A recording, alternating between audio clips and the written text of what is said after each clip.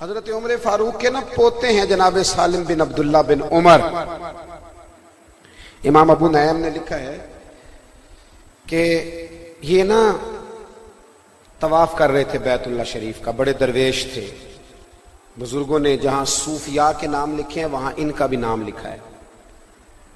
طواف کر رہے تھے بیت اللہ شریف کا. اب وہاں بھی آپ کو پتہ ہے جب جاتے ہیں نا یہاں سے رشتہ دار، تو جو بیچارہ وہاں گیا ہوتا ہے اس کی مصیبت کھڑی ہو جاتی ہے.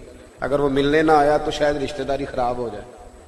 وہ اتنا امیر ہوتا تو بیچارہ سعودی عرب ہی جاتا، ادھر ہی کچھ کر لینا تھا اس نے.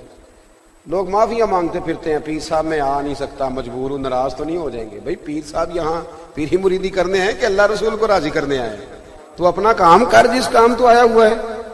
وہاں جا کے بھی یہ فلسفہ رہے گا، ہم نمبر لکھ کے لے جائیں گے، کیا معنی ہے اس بات؟ تو حضرت سالم بن عبداللہ بن عمر رضی اللہ تعالیٰ عنہ طواف بیت اللہ شریف کا طواف کر رہے تھے تو خلیفہ آ گیا وقت کا. امام ابو نعیم نے اس کو لکھا ہے. بالکل آپ نے جب مکمل کیے نا 7 پھیرے بیت اللہ کے، تو آپ کھڑے تھے دروازے کے سامنے، بیت اللہ شریف کے دروازے کے بالکل سامنے کھڑے تھے. تو آ گیا، السلام علیکم کے بعد کہنے لگا حضور میں امیر ہوں، مکے کا گورنر ہوں، کوئی حکم ہو تو بتائیے گا. توجہ ہے میری بات پر؟ یہی کہتے ہیں نا کہ سیاستدان رئیس وڈیرے، کوئی حکم ہو تو بتائیے گا. تو حضرت سالم بن، اس کا بھی پہلی دفعہ کسی درویش سے پالا پڑا تھا. آپ فرمانے لگے یار کس نے تجھے امیر بنا دیا مکے کا؟ تو بڑا ہی بیوقوف آدمی ہے، بڑا بیوقوف ہے، کس نے تجھے گورنر لگا دیا؟ وہ کانپنے لگا. حضور کیا ہوا؟ فرمانے لگے تو بڑا بیوقوف ہے، کیا بات کر رہا ہے؟ یعنی اللہ کے گھر میں آ کے اور بیت اللہ کے سامنے کھڑے ہو کے بھی میں دنیا داروں سے مانگوں، یہاں آ کے بھی دنیا داروں سے مانگوں؟ شعر سننا، کسی شاعر نے شعر لکھا ہے، اس نے کمال کر دیا.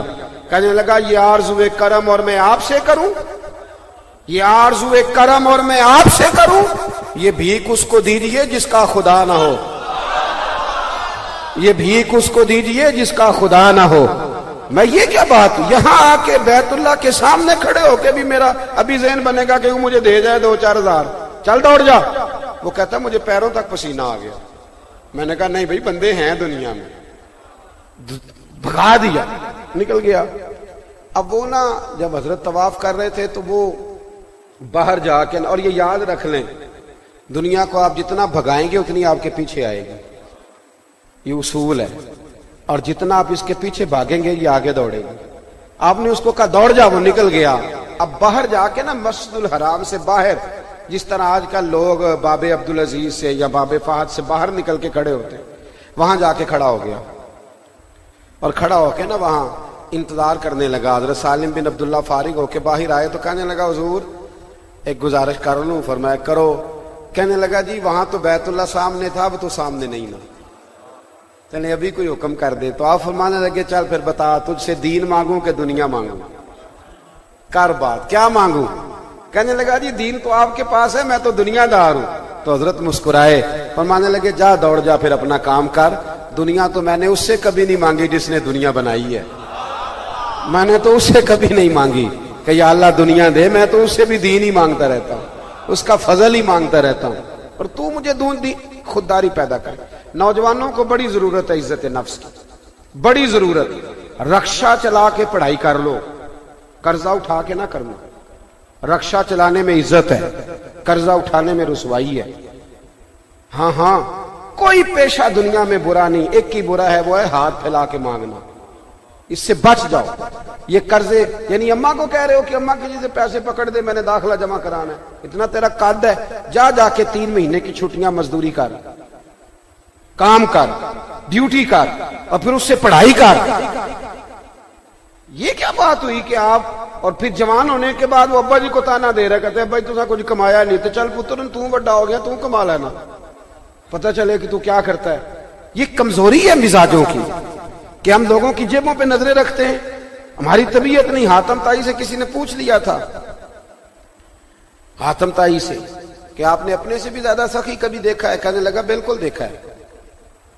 کہ وہ کون؟ کہنے لگا میرے شہر کا ایک لکڑ آ رہا، یہ لکڑیاں کاٹ کے بیچتا ہے. مجھ سے زیادہ سخی ہے. کہا کس طرح؟ کہنے لگے ایک دفعہ میں نے سارے شہر کی دعوت پکائی, سارا شہر آیا, تو میں نے سوچا ذرا پتہ کروں کو رہ تو نہیں گیا. میں چہرے پہ نقاب ڈال کے گیا, جا کے میں نے دیکھا کہ ساری دنیا آ گئی, وہ لکڑ آ رہا, لکڑیاں کاٹ رہا ہے. تو میں نے اسے جا کے کہا کہ آپ کو نہیں پتا کہ آتم تائی کی آج دعوت ہے؟ کہنے لگا بیٹے پتا تو ہے, پر مجھے نا اپنے ہاتھوں کی کمائی کا چسکا لگ گیا ہے. کہ کسی کے دسترخوان پہ نا مجھے مزہ کوئی نہیں آتا, ہاتھوں کی کمائی کا چسکا. میں نے اپنے ابا جی سے ایک دن پوچھا بھائی تو انہوں پسند کی ہے؟ کہنے پتر جدوں بھوک لگی ہوئے سارا کچھ ہی پسند ہے, تو نہ لگی ہوئے تو پھر ولیمے پہ جائیں نا, پھر بندہ نخرے کرتا رہتا ہے, یہ کیا بنا لیا, یہ کیا. بھوک لگی ہو, یہ تجربہ کریں آپ, بھوک لگی ہو تو اچار کے ساتھ جو کھانا مزہ دیتا ہے نا دوپہر کا, کیا بات ہے اس کی. وہ تو دہی کے ساتھ بھی انسان پورا سیر ہو جاتا ہے اور کہتا ہے بڑا مزہ آیا جی آج. اصل بات یہ تھی کہ بھوک لگی تھی اور محنت کی کمائی. اور ایک اور بات بھی, یہ جو آدمی 5 لاکھ روپے کماتا ہے نا مہینے کے, اس کو تو توفیق ہی نہیں ہوتی پیسے دیکھنے کی, وہ تو سیدھے بینک میں جاتے ہیں. وہ تو دیکھ ہی نہیں سکتا کہ میری دولت کدھر ہے, اور بینک سے آگے نکل جاتی ہے. پیسے کماتے ہوئے دیکھنا ہے تو مزدور کو دیکھو, جب اسے شام کو دیہاڑی ملتی ہے نا تو وہ پہلے ہاتھ صاف کرتا ہے, پھر 3 دفعہ بسم اللہ پڑھتا ہے, 3 دفعہ, پھر وہ پکڑتا ہے. اور جو 4000 روپے کی روٹی ریسٹورنٹ میں کھاتے ہیں وہ صحیح شکر نہیں ادا کرتے. شکر تو وہ ادا کرتا ہے جو صبح پونے میں 2 روٹیاں باندھ کے لاتا ہے, اور دوپہر کے وقت تک نا وہ 4 پونا روٹیاں ایک برابر ہی ہو جاتا ہے سارا کچھ. اور پھر وہ جب کھولتا ہے اللہ اکبر, اور پانی کا پیالہ پاس رکھتا ہے, اور پھر وہ 2 روٹیاں خشک کھا کے اچار کے ساتھ وہ جب آسمان کی طرف ہاتھ باندھتا ہے نا, اگرچہ رب کریم تو ہر طرف ہی ہے, وہ جب کہتے ہیں نا یا اللہ تیرا شکر ہے, تو پتہ چلتا ہے کہ شکر اس کا نام ہے, اس کا نام شکریہ ہے. تو مزیدار زندگی گزارو, مزیدار. یہ مزیدار زندگی ہے مزدوری کر کے کھانا, یہ لطف والی زندگی ہے اپنے پیسوں سے جینا, یہ لطف والی زندگی ہے اپنے اخراجات کے اندر قائم رہنا. باتیں چونکہ زیادہ کر نہیں سکتا, سمیٹنا چاہ رہا ہوں. تو حاتم تائی کہتے ہیں کہ وہ کہنے لگا مجھے اپنے ہاتھوں کی کمائی کا چسکا لگ گیا. تو فرماتے ہیں کہ میں بڑا متاثر ہوا, واپس آنے لگا تو اس لکڑہارے نے مجھے آواز دی, کہنے لگا بیٹا دعوت پہ جا رہے ہو تم بھی؟ میں نے کہا میں بھی دعوت پہ جا رہا ہوں. تو کہتے ہیں اس نے نا مجھے بلایا, اور جب میں قریب آیا تو اس نے 5 آنے مجھے دیے, 5 دینار دیے.